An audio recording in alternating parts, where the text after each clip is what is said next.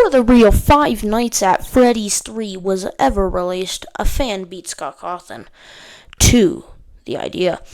The game looked rough, animatronics questionable, it filled the game with bugs, and some players actually believed that it was the official sequel. Soon after, the game disappeared from the internet, got renamed, and for years, people call it the illegal FNAF game. So what actually happened to it? Today we're going to be diving into the forgotten story of Five Nights at Freddy's 3 fan-made, the game that became The Return to Freddy's. It's the end of 2014. FNAF 1 has just exploded. FNAF 2 has just been released and will later explode.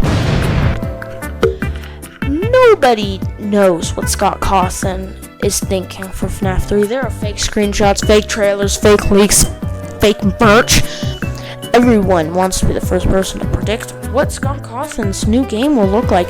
One teenager named Tyler, better known online as BFP Films 424, decided he is not going to wait for this stupid guy named Scott Cawthon to make this Five Nights at Freddy's 3 game that he's been working on for a month. He started making his own. Not inspired by Five Nights at Freddy's 3, his own Five Nights at Freddy's 3. The gameplay wasn't terrible, but it definitely wasn't polished. Instead of it introduced and branded new mechanics, like in the real Five Nights at Freddy's 3 eventually did. This game mostly borrowed its ideas from FNAF 1 and FNAF 2.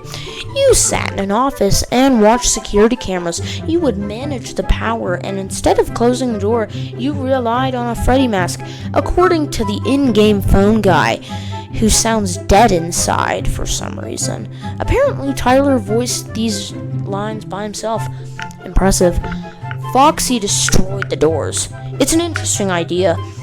But it wasn't always fun. The AI was inconsistent. Sometimes you would put on the Freddy mask and it would just not register and you would just die.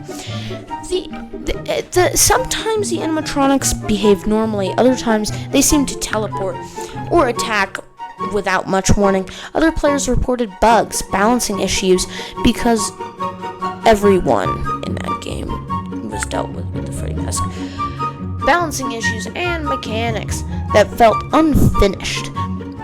Considering the game was developed very quickly by a fan before the official FNAF 3 even existed, that's not surprising that it was under standards for many people.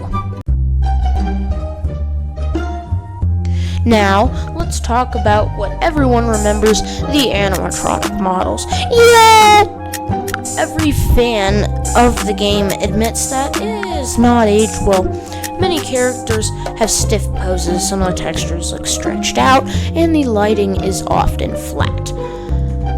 The environment was simply compared to Scott Cawthon's pre-rendered scenes, and several designs look heavily inspired, and when I say heavily inspired by Scott Cawthon's pre-rendered models from FNAF 1 and FNAF 2.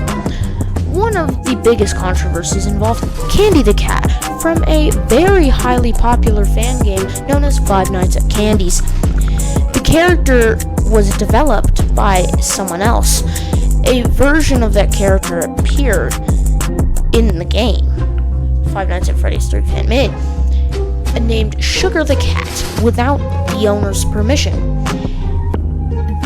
The decision drew criticism from the community and was later changed. Looking back today, the visuals are easy to laugh at, but it's worth remembering that the game was built by a teenager in the early days of FNAF fandom.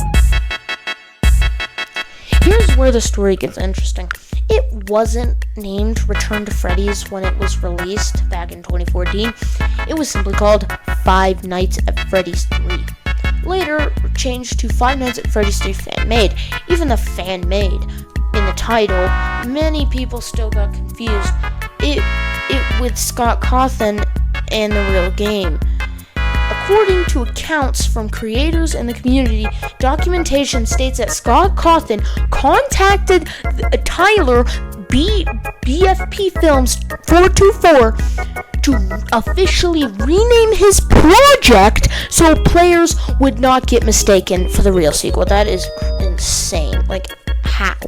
How does that happen? The game eventually got renamed to The Return of Freddy's, which is probably the single most popular fan game in FNAF history. Despite YouTube videos and forum posts defending Tyler and claiming for years that there was no evidence of the game actually being illegal in the criminal sense, the controversy centered on copyright and confusion. Using the title so close to the upcoming official game risked making players think that it was made by Scott Cawthon. Changing the name solved much of that problem. Over time, the story became exaggerated online. People began referring it to the illegal FNAF game, even though in reality, it's much more complicated than just being illegal. Even though its rough graphics, its bugs, and its controversies, FNAF 3 fan-made is an important part of FNAF history.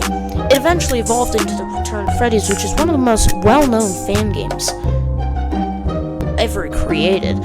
Some players remember playing it and thinking it was genuinely fun. Others remember it for its strange models and glitches. Others remember it as the FNAF fan game that sparked controversy, split half of the internet, and made a lot of the internet think that they were playing the real FNAF 3 before Scott had even released it. This is a piece of FNAF history that will get talked about for a long, long time. Hey, I'm talking about it right now, and it's been, 12 years since its release. Have you ever played FNAF 3 fan-made? Do you think it deserves this legendary status? Or shall it be remembered as a very controversial game? Let me know in the comments. If you enjoyed this deep dive into a forgotten FNAF history, subscribe for more videos on lost fan games, mysterious FNAF projects, and strange stories from the community. Thank you for watching, and I'll see you guys in the next video.